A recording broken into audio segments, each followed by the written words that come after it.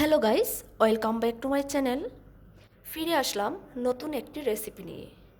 আজকে আমি তৈরি করে দেখাবো পটেটো রোল সমোসা। শুধুমাত্র ময়দা আর আলু দিয়ে তৈরি করব আজকে একটি অসাধারণ রেসিপি। রেসিপিটি তৈরি করার জন্য এখানে আমি প্রথমে একটি পরোটার ডো তৈরি করে নেব। এখানে আমি 1 কাপ পরিমাণ ময়দা নিয়েছি। এখন আমি দিয়ে দিব স্বাদমতো লবণ, দিয়ে দিব 2 টেবিল চামচ তেল,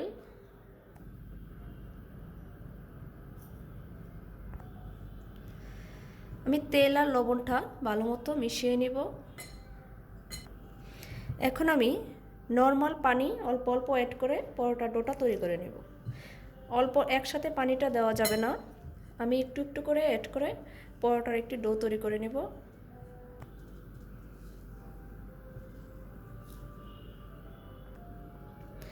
দেখুন পরোটার ডোটা তৈরি হয়ে গেছে। এখন আমি ডোটাকে 10 মিনিটের জন্য রেস্টে রেখে দেব। এই ফাঁকে আমি আলুর পুরটা তৈরি করে নেব। আলুর পুর তৈরি করার জন্য এখানে আমি একটি বড় সাইজের আলু কেটে আগে সিদ্ধ করে নিয়েছিলাম। প্রথমে আমি আলুটাকে ম্যাশ করে নেব।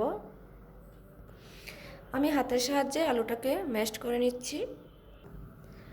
আলুটা একদম ম্যাশড হয়ে গেছে। ম্যাশড করার সময় একটা জিনিস নিশ্চিত করতে হবে, সেটা হচ্ছে আলুতে যেন কোনো বড় টুকরা না থাকে। এখন আমি একে একে সব উপকরণ মিক্সড করে দিব। এখানে আমি দিয়ে দিব 1 টেবিল চামচ কর্নফ্লাওয়ার,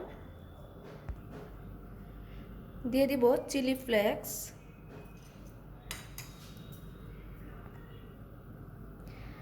চাট মশলা, স্বাদমতো লবণ। এবার আমি সবগুলো উপকরণ একসাথে মিশিয়ে নিব।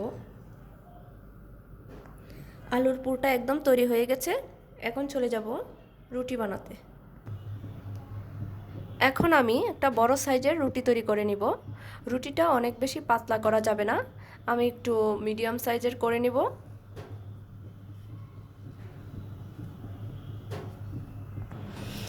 পরোটাটা হয়ে গেছে। এখন আমি এর মাঝখানে একটা ক্যাপ বসিয়ে দিব। এখন ক্যাপের চারপাশে আলুর পুরটা দিয়ে দিব, চারপাশে বিছিয়ে দিব আলুর পুরটা একদম পাতলা করে। আলুর পুরটা দেওয়া হয়ে গেছে। এখন আমি ক্যাপটাকে মাঝখান থেকে উঠিয়ে নিব। এখন আমি পরোটাকে অনেকগুলো ভাগে ভাগ করে নেব। 14 থেকে 15টা ভাগ করে নিব। ভাগ করা হয়ে গেছে। এখন আমি পরোটাগুলোকে পটেটো রোল সমোসাগুলো এখন আমি বানিয়ে দেখাবো।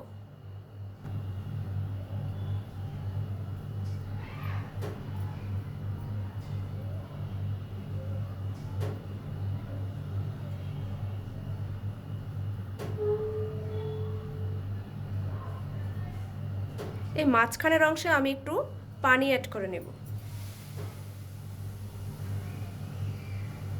এখন আমি এটাকে অ্যাটাচ করে দেব।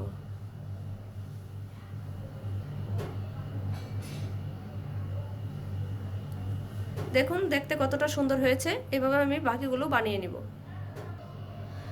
দেখুন আমার সবগুলো রোল বানানো হয়ে গেছে। এখন রোলগুলোকে তেলের মধ্যে ভেজে নেব।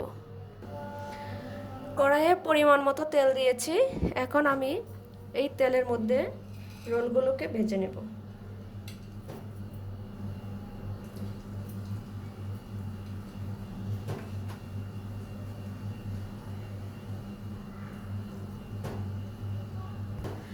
হাই টু মিডিয়াম হিটে সবগুলো রোল ভেজে নেব। দেখুন আমার রোলটা ভাজা হয়ে গেছে। এখন আমি তুলে নেব এবং বাকিগুলো ঠিক সেমভাবে ভেজে নেব। দেখুন একদমই সহজ উপায়ে তৈরি হয়ে গেল আমাদের আজকের রেসিপি পটেটো রোল সমোসা। আর এই মুচমুচে সমোসাগুলো টমেটো সসের সাথে খেতে কিন্তু দারুণ লাগে। আশা করছি আমার আজকের রেসিপিটি আপনাদের কাছে খুবই ভালো লেগেছে। আর যদি ভালো লেগে থাকে তাহলে চ্যানেলটি সাবস্ক্রাইব করে পাশে থাকা বেল আইকনটি প্রেস করে দিন। ফিরে আসবো নতুন কোনো রেসিপি নিয়ে। সেই পর্যন্ত সবাই ভালো থাকুন, সুস্থ থাকুন। ধন্যবাদ।